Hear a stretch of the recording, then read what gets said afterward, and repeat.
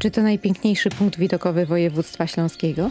Nas widoki urzekły, choć i same szlaki prowadzące na Wielką Raczę i Rycerzową dostarczają już wspaniałych doznań.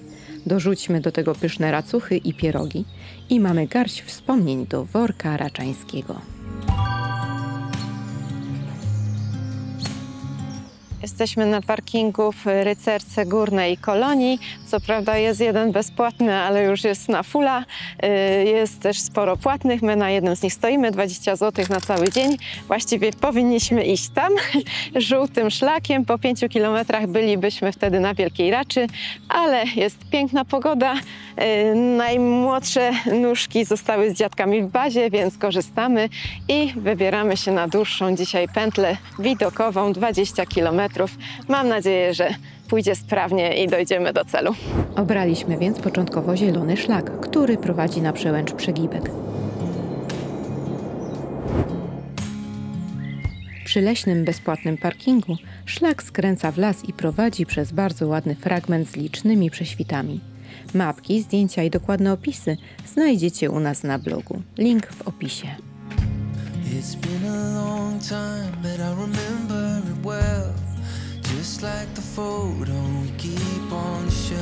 2 kilometry dość stromego podejścia i jesteśmy na Przegibku, 1000 metrów nad poziomem morza. Ludzi sporo, ale widzieliśmy, że na Wielką Raczę jeszcze więcej zmierzało. W schronisku kupiliśmy sobie pyszny serniczek. Polecam. Przegibek równie dobrze może być celem samym w sobie, bo widoki stąd są śliczne, podobnie jak prowadzący tu szlak. To dobry pomysł dla dzieci wczesnoszkolnych.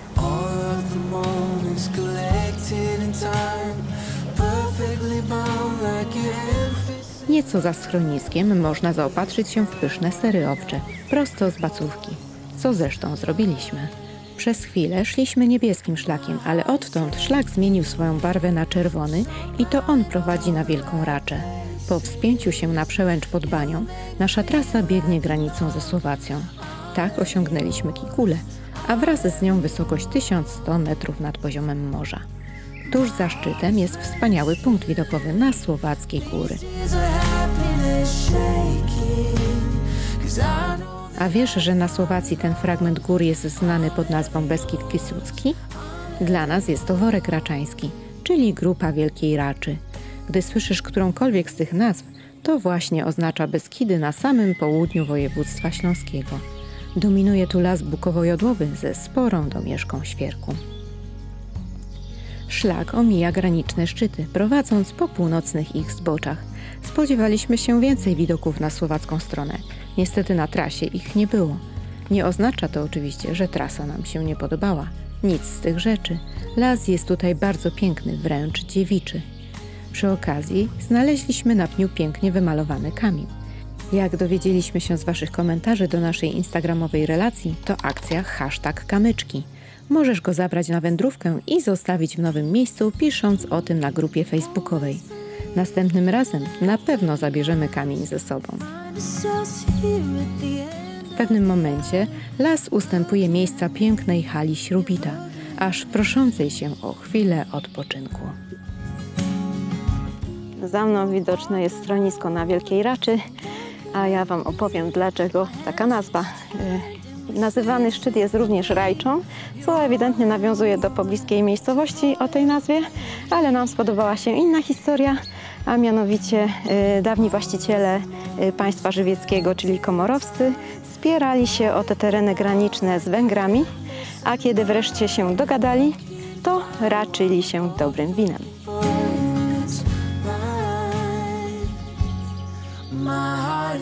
Istnieje jeszcze jedna teoria. Otóż w gwarze góralskiej słowo rajczula oznacza zagrodę dla owiec, a że Wołosi już w XVI wieku wypasali tutaj swoje stada, to jest to chyba najlepszy kandydat do źródła nazwy szczytu. Pod Małą Raczą również zaprasza rozległa hala ze wspaniałymi widokami na Małą i Wielką Fatrę. Stąd Wielka Racza to tylko niecały kilometr. Po 15 kilometrach wreszcie weszliśmy na tą Wielką Raczę. Widoki petarda. Widać Wielką Fatrę, Małą Fatrę i wiele innych szczytów. Tamte jeszcze nieco ośnieżone, nasze polskie już praktycznie bez śniegu. Jest tutaj co prawda mała platforma widokowa, Ona niewiele podnosi, widoków ledwo stoi, ale przynajmniej fajnie wszystko jest opisane, każdy szczyt, także to pomocne jak najbardziej.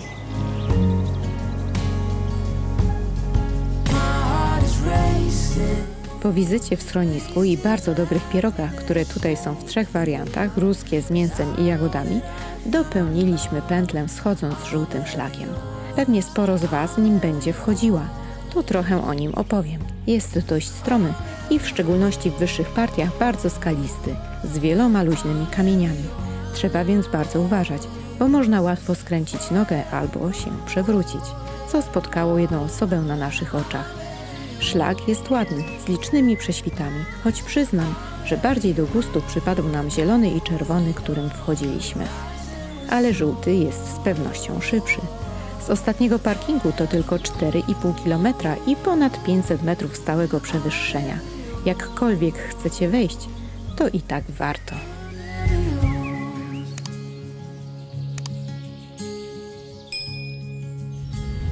Do Worka Raczańskiego chcemy dorzucić jeszcze Wielką Rycerzową, dlatego przyjechaliśmy na parking do Soblówki. Parking jest bezpłatny. Jeszcze udało nam się znaleźć jedno z ostatnich miejsc i żółtym szlakiem ruszamy do góry. Mamy w planach Wielką Rycerzową, Małą Rycerzową i schronisko. Pętla około 12,5 km.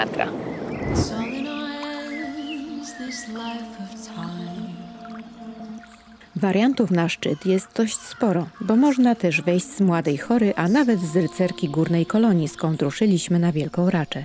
Jednak żółty szlak, który wybraliśmy, uchodzi za najładniejszy. Pierwszy kilometr to asfaltowa droga przy potoku. Doskonały pomysł na niespieszny spacer z wózkiem, bo jest to piękna okolica, a 100-metrowe przewyższenie nie powinno stanowić problemu.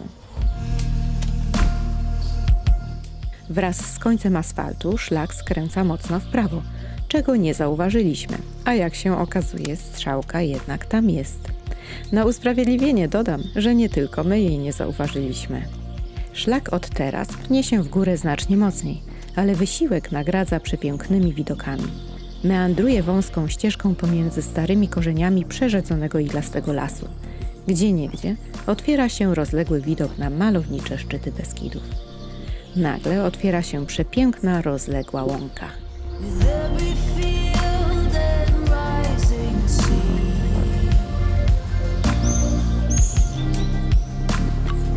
Hala Rycerzowa, nieco ponad 1000 metrów nad poziomem morza.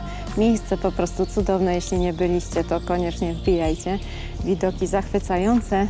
W tamtą stronę Mała Rycerzowa, za mną Wielka Rycerzowa, a tutaj można sobie usiąść, zrobić piknik, pokontemplować te wspaniałości, które widać stąd. Można też nawet i się przespać, bo za mną jest komóreczka z materacem.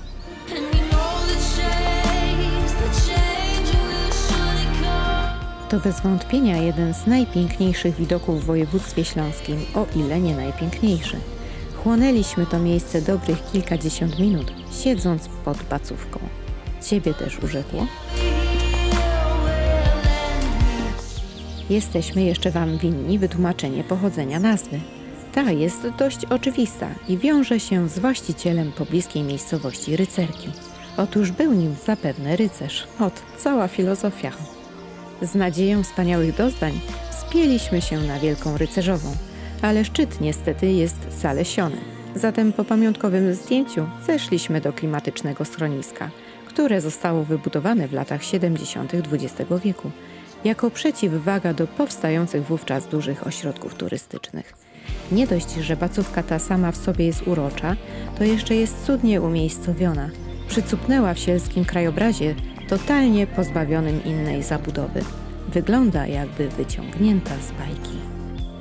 Bacówka na Rycerzowej słynie z racuchów z jagodami, a właściwie z sosem borówkowym.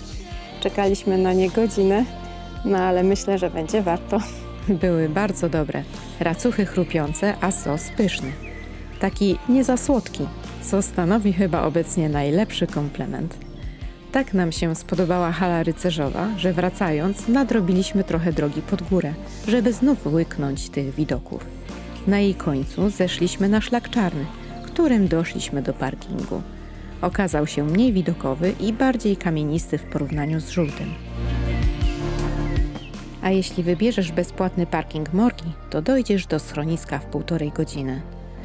Tak, poznaliśmy najbardziej dziki fragment Beskidu Żywieckiego w województwie śląskim. Nam się bardzo spodobał, także zachęcamy Was, byście i Wy tu ruszyli. Pozdrawiamy!